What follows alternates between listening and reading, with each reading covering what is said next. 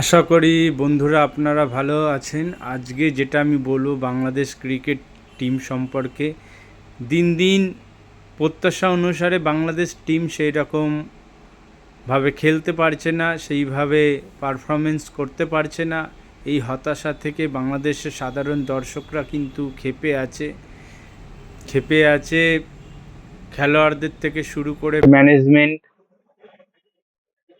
তারা প্রচুর টাকা খরচ করে মাঠে খেলা দেখতে যাচ্ছে এবং কাজকর্ম ছেড়ে যেভাবে টিভির সামনে বাংলাদেশ টিমকে সাপোর্ট করার জন্যে থাকে, তাদের টিম কখন ভালো করবে, তারা একটা আনন্দ উৎসবে মেতে উঠবে। দাঁড়িয়ে দিনের পর দিন টিম যেভাবে হেরে চলেছে, তো একটা নিরাশার জায়গা বাংলাদেশ দর্শকদের থাকে।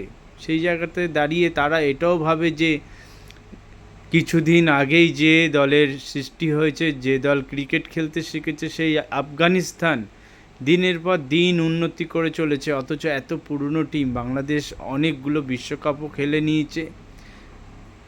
এতদিনের পুরনো টিম হওয়ার পরেও বাংলাদেশ সেইভাবে পারফর্মস করতে পারছে না। এছাড়া বাংলাদেশের যারা ম্যানেজমেন্ট আছে তাদেরও কি চিন্তাধারা, সেটা তারা কি ঠিকমতো ডিসাইড করতে পারছে না।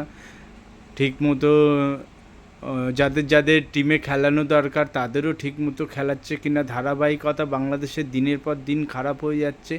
এই জন্যই বাংলাদেশের দর্শকরা অলরেডি খোঁচেতে ছিল।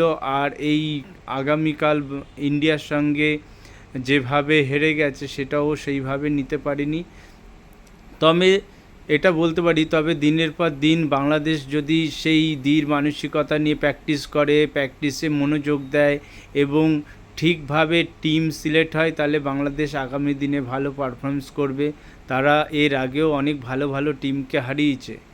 তবে বাংলাদেশের আরেকটা দিক দেখা দরকার, ঠিকভাবে কিন্তু টিম ম্যানেজমেন্টকে এটা দেখতেই হবে, ভালো ভালো ট্যালেন্টেড ছেড়ে যারা চান্স পাচ্ছে না তাদের টিমে আনা। যদি কেউ সিনিয়র হয়ে থাকে, দিনের পর দিন তারা নাম ভাঙিয়ে টিমে রয়েছে, তাদের কিন্তু ইমিডিয়েট টিম থেকে তাদের জায়গায় সরিয়ে দেওয়া দরকার আছে। তাদের জায়গায় নতুন নতুন প্লেয়ারদের সুযোগ দেওয়া দরকার আছে।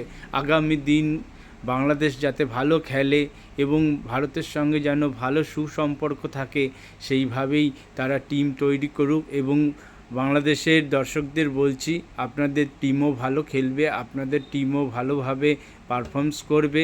আগামী দিন আপনাদের ক্রিকেট টিম অনেক ভালো হোক, এই আশা রাখি।